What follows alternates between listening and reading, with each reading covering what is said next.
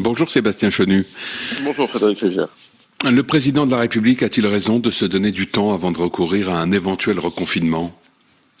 Je crois que malheureusement le président de la République ne sait pas très bien où il va et c'est l'une des critiques majeures que l'on peut faire dans le cadre de cette gestion de crise. Quand au bout d'un an, le président se décide à fermer et contrôler, maîtriser les frontières, alors que ça fait un an qu'on lui demandait, on peut légitimement penser que, ou par idéologie ou par incompétence, le président de la République ne sait plus exactement où il va.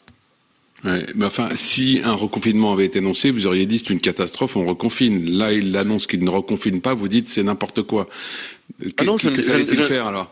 Non mais vous dites on ne sait pas où il va. La question n'est pas celle du reconfinement. La question c'est comment on fait justement pour échapper au reconfinement. Qu'est-ce qu'on met en place ? Eh bien dans ce qu'on met en place, il y avait effectivement parmi l'ensemble des outils que nous avons proposés, la maîtrise des frontières. Donc un an de perdu. Un an de perdu, je me rappelle que c'est 8% de PIB, de produit intérieur brut, qui baisse dans notre pays. C'est des dégâts psychologiques irrémédiables pour un certain nombre de Français, des étudiants en particulier. Donc les frontières, les tests, une gestion départementalisée de cette pandémie. Ça fait très longtemps qu'on la demande. Aujourd'hui, le président tâtonne, il avance, il recule, il ne sait pas, il se pose des questions, il s'en remet à un conseil de défense qui n'a pas de légitimité démocratique, qui ne rend de compte à personne. Résultat, nous avons perdu un an.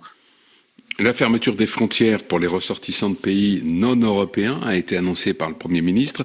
Pour vous, ça n'est pas suffisant ? Il aurait fallu aller plus loin et boucler les frontières nationales ?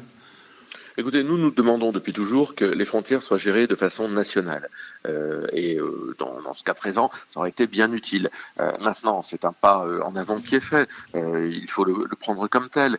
Mais avouez que quand même, pour ne pas donner raison à Marine Le Pen, qui demandait cela il y a un an, le gouvernement, par aveuglement, l'a refusé, a refusé cette gestion des frontières. Moi, je dis que tout ça n'est pas très sérieux. Je dis que ce n'est pas plus sérieux que des contrôles à 18h qui créent des embouteillages aux portes de Paris, alors même qu'il y a de multiples zones dans notre pays, que ce soit dans certaines banlieues ou dans certains quartiers, dans lesquels le couvre-feu n'est évidemment pas respecté au vu et au su de tous, et qu'on va aller emmerder des gens qui rentrent chez eux à 18h tapantes pour essayer de leur donner un PV de 135 €. Tout ça n'est pas sérieux. En réalité, ce gouvernement tâtonne depuis le début. Quand on nous disait, le ministre de la Santé nous disait, on ne ferme pas les frontières car ça n'a pas d'intérêt scientifique. Eh bien, comme par magie, l'intérêt scientifique aujourd'hui existe. Donc on voit bien que c'est un gouvernement qui n'a rien anticipé et surtout qui a été sourd aux propositions, pas uniquement aux critiques, aux propositions que nous faisons et que nous lui avons faites, nous et d'autres d'ailleurs, depuis un an. Vous évoquiez à l'instant les verbalisations. Le ministre de l'Intérieur, Gérald Darmanin, a annoncé hier une augmentation de plus de 30% des contrôles depuis samedi. Concernant le respect du couvre-feu à 18h. Et pour vous, il ne fallait pas en passer par là pour que ce couvre-feu soit plus efficace ?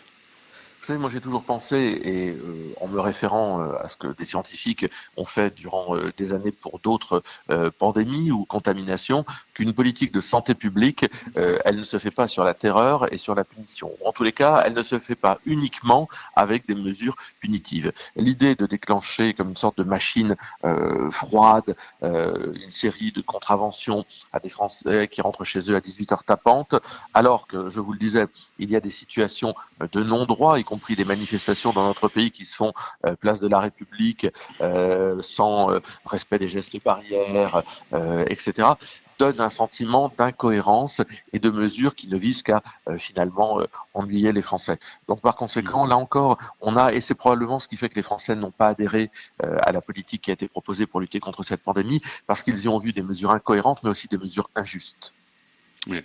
Le projet de loi visant à renforcer les principes républicains qu'on appelait auparavant la lutte contre le séparatisme arrive aujourd'hui à l'Assemblée nationale. Marine Le Pen a présenté vendredi un contre-projet de lutte contre l'islamisme. Dans son article 1er, ce texte veut interdire la pratique, la manifestation ainsi que la diffusion publique au cinéma, dans la presse, les bibliothèques ou à l'école de toutes les idéologies islamistes. Comment vous définissez ce que vous appelez une idéologie islamiste ?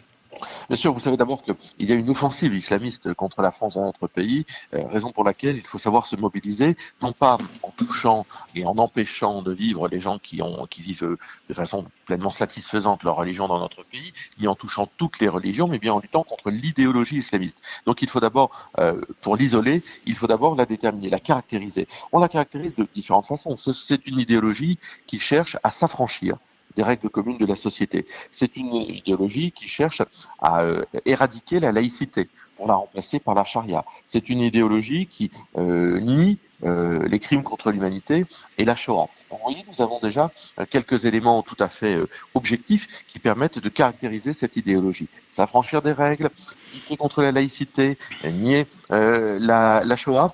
Nous avons des règles, nous avons des définitions. Il y a d'autres éléments qui peuvent permettre de caractériser l'idéologie islamiste. Il s'agit bien de lutter contre cette idéologie guerrière et perverse, de la caractériser pour mieux l'interdire.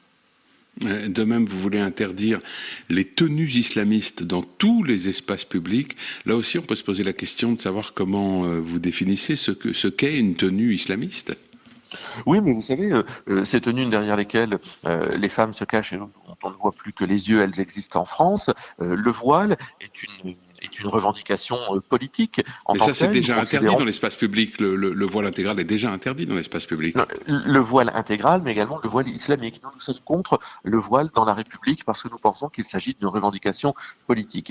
Et puis, il s'agit surtout aussi de lutter contre tout ce qui est prosélytisme, d'éloigner les gens qui cherchent à diffuser cette idéologie, de dissoudre les organisations et pas simplement de les contrôler. C'est aussi le reproche que nous pouvons faire au texte gouvernemental, c'est que non seulement il va toucher, parce qu'il ne s'attaque pas de front à l'idéologie islamiste, il va toucher toutes les religions, il va embêter des gens qui ont choisi sereinement de faire, par exemple, l'éducation à la maison, parce que, là encore, ils n'osent pas prendre de front les choses. Et donc, nous souhaitons un texte qui s'attaque uniquement à l'idéologie islamiste, de façon à protéger aussi les Français qui peuvent vivre tout à fait sereinement leur religion, quelle qu'elle soit, dans notre pays. Il s'agit d'une idéologie, je le disais, guerrière. Le président de la République l'a dit, nous sommes en guerre, alors il faut se doter de moyens spécifiques. Merci Sébastien Chenu. Bonne journée.